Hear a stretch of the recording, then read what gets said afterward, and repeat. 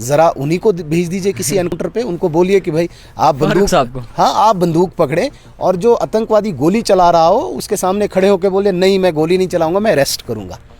फिर पता चलेगा उनको, क्योंकि ये बिजली जिस पे वादा भी उन्होंने किया है वो बात करें। भाई बिजली तुमने 200 यूनिट बोली है, देनी पड़ेगी, अब राशन का तुमने वादा किया है, देना पड़ेगा, बात करोगे। डेली वेजर्स को तुमने बड़े सबजबाग दिखाए हैं, बात करो जी। 12 सिलेंडर तुम दे रहे हैं, आज तो सर्दियों में गरीबों को तो बहुत सिलेंडर्स की आवश्यकता पड़ती है, उसकी बात करो। ले जनाब उमर अब्दुल्ला साहब हों, उनके वालिद फारूक अब्दुल्ला साहब हैं, लेजिस्लेटर्स हों, उन सबको पता है कि 370 एक इतिहास है, एक हिस्ट्री है, एक तारीख है, जिसको जम्मू कश्मीर की असेंबली कुछ नहीं कर सकती। उनका कहना है कि हम पहली ही असेंबली में 370 का रेजोल्यूशन पास करेंगे। सो कैसे देखेंगे आप इस चीज़ को? तरफ अपोजिशन सुनील शर्मा जी इस वक्त हमारे साथ मौजूद हैं, और सुनील शर्मा जी अब बाकायदा तौर पर जवाब देंगे या फिर कोई सवाल उठा सकते हैं जम्मू कश्मीर के चीफ मिनिस्टर के अपोजिशन में। फ़िलहाल के तौर पर जिस तरीके से हालात बने हैं इस बारे में भी बात करेंगे, और सुनील शर्मा जी को जिस तरीके से बाकायदा तौर पर लीडर ऑफ अपोजिशन बनाया इसके हवाले से भी बातचीत करने की कोशिश करेंगे। सबसे पहले मुबारकबाद हो सर आपको, बड़े वक्फे बाद मुलाकात भी हुई आपसे और कहीं ना कहीं खुशखबरी भी सुनने को मिली। तो सीधा सवाल रहेगा, लीडर ऑफ अपोजिशन तो आप अल्हम्दुलिल्लाह बन चुके हैं और बाकायदा तौर पर तमाम जितने भी लीडर्स हैं वो इस बात से बहुत ज़्यादा खुश हैं।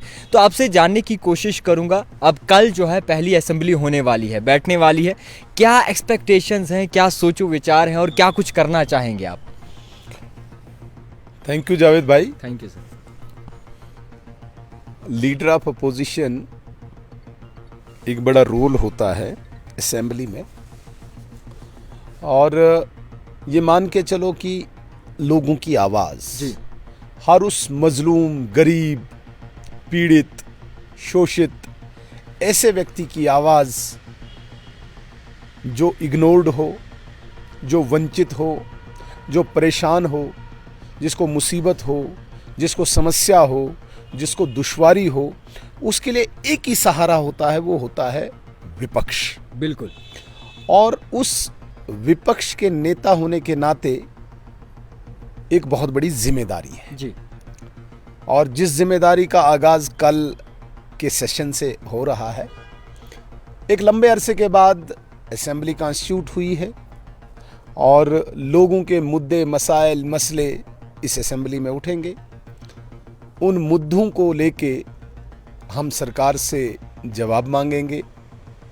उनके प्रॉमिसेस जो उन्होंने लोगों के साथ किए हैं, ये कहने का मतलब है कि ओवरऑल सरकार को ऑन टोज रखना ये विपक्ष का काम होता है और उस विपक्ष को हम बड़ी मजबूती से निभाएंगे। हमारे पास संख्या बल भी है, नंबर भी है, अच्छा नंबर है, और मेजर अपोजिशन का रोल हमारे ऊपर है। सब लोगों की निगाहें, सब लोगों की आशाएं हम पे टिकी हुई हैं।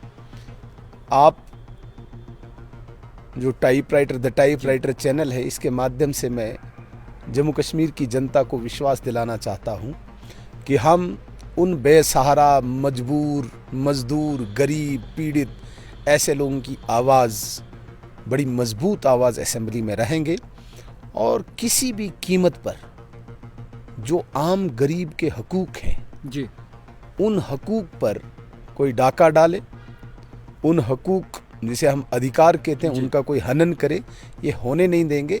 और मुझे पूरी उम्मीद है जिस प्रकार से हमारे सीनियर काफ़ी लोग हैं, हमारे जो 3-3, 4-4 टाइम MLAs रहे हैं, मिनिस्टर्स रहे हैं, जो मुझसे भी बहुत सीनियर हैं, उनका अनुभव, उनका एक्सपीरियंस, कुछ मेरे कलीग्स हैं, कुछ साथी हैं नए, सबका एक मिक्सचर, अनुभव भी और एक जोश जुनून भी, लेकिन ओवरऑल इसको हम एक हेल्दी अपोजिशन में कन्वर्ट करके सरकार को ऑन टोज रखेंगे और लोगों की समस्याओं का समाधान करेंगे। सर आपसे ये भी जानना चाहेंगे, as per leader of opposition का बड़ा रोल होता है, जिस तरीके से नेशनल कॉन्फ्रेंस के जितने भी लीडर्स हैं या फिर मुख्तलिफ असेंबली जितने भी लेजिस्लेटर्स हैं, उनका कहना है कि हम पहली ही असेंबली में 370 का रेजोल्यूशन पास करेंगे। सो कैसे देखेंगे आप इस चीज़ को?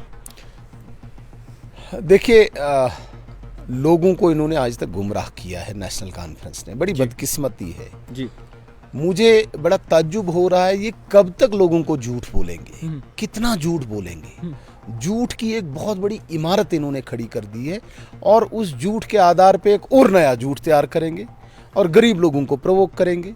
गरीब लोग प्रवोक होकर सड़कों पे आते हैं, गोलियां चलती है और इनकी सियासत चलती है। ये जनाब उमर अब्दुल्ला साहब हों, उनके वालिद फारूक अब्दुल्ला साहब हैं, लेजिस्लेटर्स हों, उन सबको पता है कि 370 एक इतिहास है, एक हिस्ट्री है, एक तारीख है जिसको जम्मू कश्मीर की असेंबली कुछ नहीं कर सकती है।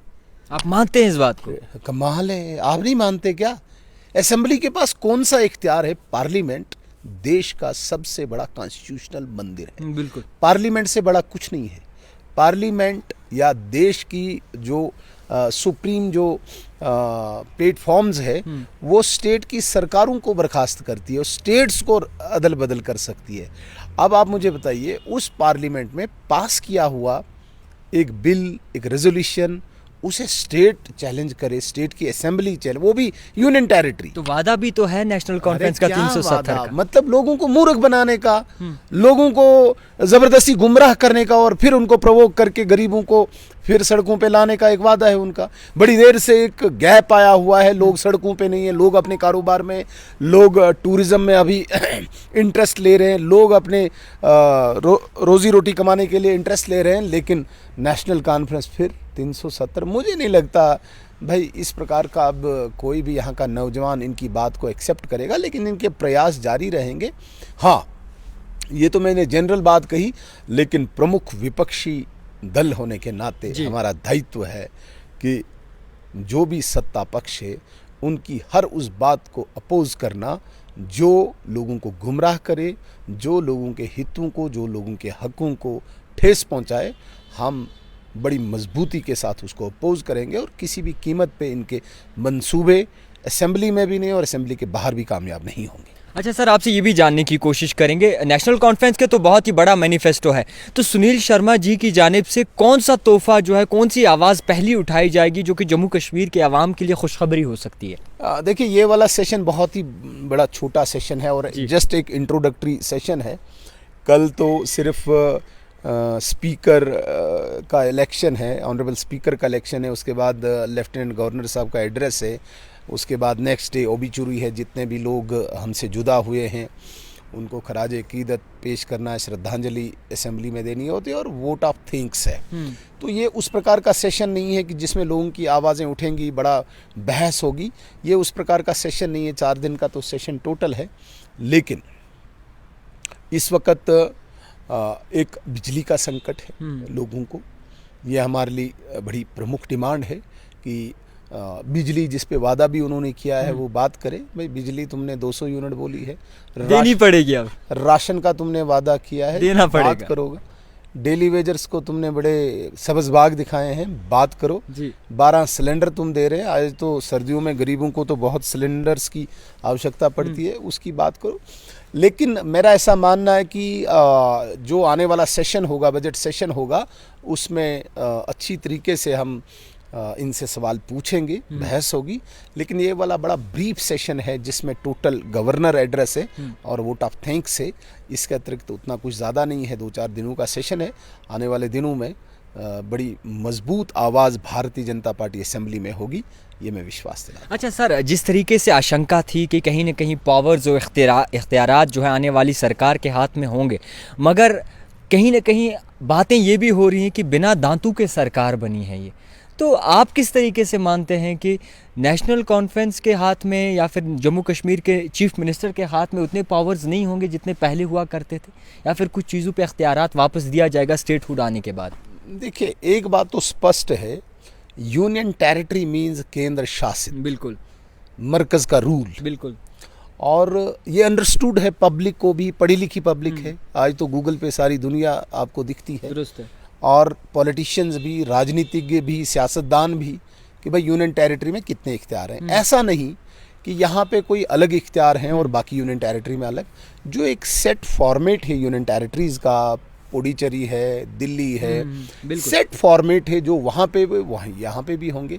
अब अचानक रातों रात ओवरनाइट कोई ऐसा वो जलजला तो नहीं आएगा, यहाँ पे अलग से वो पावर्स होंगी, ऐसा तो नहीं होगा। जो रूटीन एक सेट फॉर्मेट है यूनियन टेरिटरीज़ का, एमएचए के अंडर जो सारी चीज़ें गाइडलाइंस फिक्स हैं वो यहाँ पे भी होंगी, और उसमें हमें ये नहीं चलाना चाहिए अब ये नहीं, अब ये नहीं है। भाई अगर ये नहीं है ये तो पहले पता था, अगर तुम्हें पता नहीं तुम सियासतदान क्या हो? इलेक्शन भी कुछ सियासतदानों ने यही बोल के लड़ा है कि हम 370 पे लड़ेंगे, बाकी चीज़ों पे लड़ेंगे, और स्टेटहुड तो बीजेपी का भी वादा था, तो हाल ही में रेजोल्यूशन भी उस पर पास हुआ है। देखिए वो रेजोल्यूशन पास करें या कुछ और करें, ये कमिटमेंट ऑनरेबल प्राइम मिनिस्टर की है, ये कमिटमेंट ऑनरेबल होम मिनिस्टर की है on the floor of the house. उन्होंने कहा है एक सीरीज़ है, एक चेन है, उस चेन के माध्यम से डिलिमिटेशन था, यहाँ पे इलेक्शन था, यहाँ पे इलेक्ट्रल रिवीजन था, ये सारी चीज़ें थी, और स्टेटहुड भी है। अभी जो चुनाव हुआ असेंबली का, उसमें भी हमारे जितने भी लीडर्स आए और ख़ासकर हमारे होम मिनिस्टर और प्राइम मिनिस्टर साहब जो आए, उन्होंने कहा कि स्टेटहुड भी आएगा, इसमें किसी को वो रेजोल्यूशन पास करने की आवश्यकता नहीं है। बट सर क्रेडिट किसे जाएगा, क्रेडिट किसे जाएगा, क्योंकि लोग इस वक्त परेशान हैं। क्रेडिट तो लोग देंगे। देखिए लीगली कोई इसका वैल्यू नहीं है कैबिनेट कोई रेजोल्यूशन पास करे स्टेटहुड के लिए। अच्छा जी। बड़ा जी आप पता करिए, बड़े कानूनी जानकार जो है, आप उसकी लीगल सैंक्टिटी क्या है उस पेपर की। स्टेट में यूनियन टेरिटरी के 4 लोग बैठते हैं, कैबिनेट हम रेजोल्यूशन पास करते हैं। फिर ये क्या था जो उमर अब्दुल्ला ये होम वही है मिनिस्टर, जो उनको आपको जावेद साहब को बोलना चाहिए था माइक पे, वो उन्होंने कागज पे बोल के लिख दिया, इतना ही उसकी वैल्यू है, अदर देन इसकी कुछ नहीं। ये पार्लियामेंट में बिल आता है, पार्लियामेंट में 543 मेंबर है, उनमें बहस होती है, बहस के बाद रेजोल्यूशन पास होता है, फिर कोई यूनियन टेरिटरी स्टेट में वापस कन्वर्ट होती है। आप मुझे बताइए 4 लोग दस्तखत करते हैं और पार्लियामेंट कहीं नहीं है तो क्या? कहीं खुश करने का तो निज़ाम नहीं चला है अंदर से। इसमें देखिए, इसमें बहुत ज़्यादा टिप्पणी मैं नहीं करूँगा, लेकिन स्पष्ट है, लोग समझते हैं, धीरे धीरे इन लोगों की इन हरकतों को लोग समझेंगे। मैं अभी तो इब्तिदा है, अभी बहुत ज़्यादा मैं कुछ नहीं कहूँगा, लेकिन परमात्मा सद्बुद्धि दे, डेवलपमेंट की तरफ आएँ, और जो शांतिमय माहौल यहाँ पे बना है, जो अमन का माहौल यहाँ पे बना है, उसमें और वृद्धि हो, उसमें और मजबूती हो, इसके लिए हम सब काम करें, और सत्ता पक्ष भी इसके लिए करे, हम भी करें। हम कहीं पे भी अननेसेसरली सत्ता पक्ष को वो परेशान नहीं करेंगे, हेल्दी अपोजिशन करेंगे, जहाँ पे हमें लगेगा कि नहीं, ये देश की संप्रभुता, एकता, अखंडता, विकास, सिक्योरिटी, किसी भी चीज़ को, नीति को थोड़ा सा भी आघात पहुंचाएगा कोई भी इनका इश्यू, उस पर मजबूती के साथ भारतीय जनता पार्टी के 28 योद्धा टकराएंगे। अच्छा, एक और सवाल, आखिरी सवाल है। कश्मीर में बात करें, हालात पेचीदा हो रहे हैं, सिविलियंस को टारगेट बनाया जा रहा है, नॉन लोकल्स को टारगेट बनाया जा रहा है। श्रीनगर में करीबन 2 साल बाद जो है एक बार फिर से इनकाउंटर हुआ, और इसी के साथ साथ आज ग्रेनेड अटैक हुआ है। अब किसकी ओर लोग जाएं, अब किसे सही किसे गलत माने, अब क्या लगता है आपको? देखिए लोग समझते हैं, एक लंबे अरसे के बाद दोबारा से पाकिस्तान ने एक नया प्रोग्राम, नया एक मॉड्यूल तैयार किया है जी।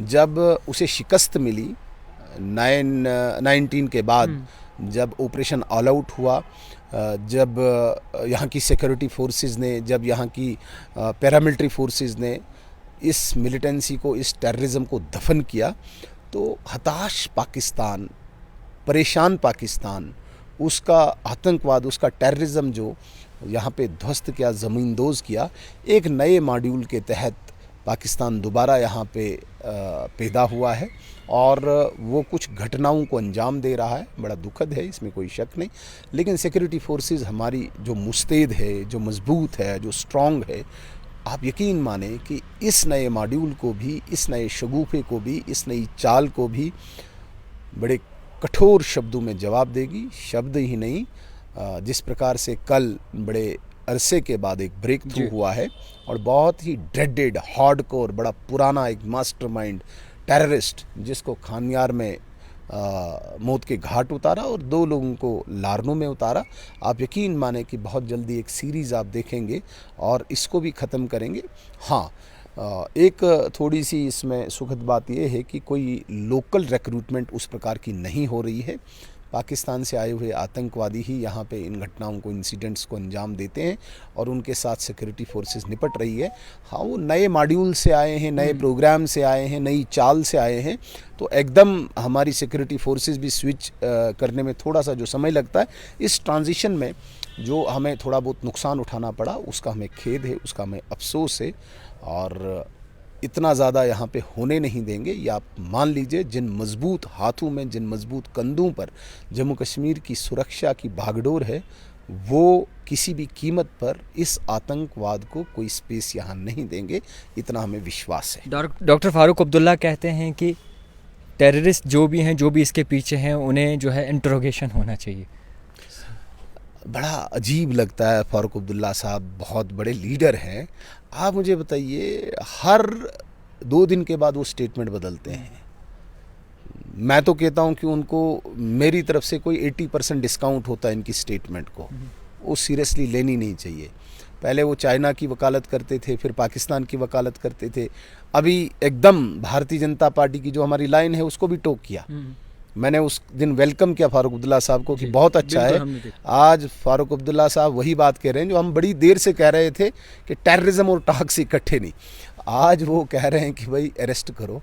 मुझे बताओ जावेद साहब, जी सिक्योरिटी फोर्स खड़ी है, एनकाउंटर चल रहा है, वो वहाँ से गोली चला रहा है, तो यहाँ का जवान क्या उसको बोलेगा नहीं तू रुक, तुझे मैं अरेस्ट करूँगा?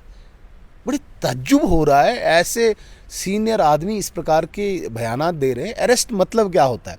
अरेस्ट और एनकाउंटर में किसी व्यक्ति को पकड़ना, ज़रा उन्हीं को भेज दीजिए किसी एनकाउंटर पे, उनको बोलिए कि भाई आप बंदूक, हाँ आप बंदूक पकड़े, और जो आतंकवादी गोली चला रहा हो उसके सामने खड़े होकर बोले नहीं मैं गोली नहीं चलाऊंगा, मैं अरेस्ट करूंगा। फिर पता चलेगा उनको, क्योंकि ये इम्प्रैक्टिकल लोग हैं, इन्होंने एसी रूम से ही सारी चीज़ें देखी है, तो वो जानता है जो जवान किसी एनकाउंटर में, किसी ऑपरेशन में खड़ा होके इस देश की सेवा कर रहा हो, वहाँ पे गोलियां किस तरह से चलती है वो उस जवान को पूरा पता है। फारूक अब्दुल्ला साहब अरेस्ट की बात कहें, मैं तो कहूँगा कि अभी तो 80 से 90% इनको डिस्काउंट देना चाहिए, इनकी ज़्यादा कोई इनकी स्टेटमेंट पे कोई टिप्पणी नहीं करनी चाहिए। खैर, बहुत शुक्रिया वक्त देने के लिए। आपको बताना चाहूँगा कि जम्मू कश्मीर के चीफ मिनिस्टर उमर अब्दुल्ला का बाकायदा तौर पर अब जवाब देंगे सुनील शर्मा जी, जो कि ओपोजिशन लीडर हैं। अब आपको बताना चाहूँगा कि किस तरीके से हालात बेहतर होते हैं। इलेक्शंस भी हो गए, पार्लियामेंट इलेक्शन भी हो गए, असेंबली इलेक्शंस भी हो गए, सरकार भी बन गई, और अब किस तरीके से अपने मैनिफेस्टो में जो बातें लिखी हैं, जितने भी नेशनल कॉन्फ्रेंस हैं, वो किस तरीके से इम्प्लीमेंट होती हैं, वो भी देखने वाली बात हो। अगर नहीं होती तो सुनील शर्मा जी किस तरीके से आवाज़ उठाएंगे, वो भी बड़ी देखने वाली बात है। फिलहाल कश्मीर में सियासत उरूज पर, कल जो है बाकायदा तौर पर आगाज़ होने वाला है। दिखती रही है द टाइपराइटर जावेद खान के साथ।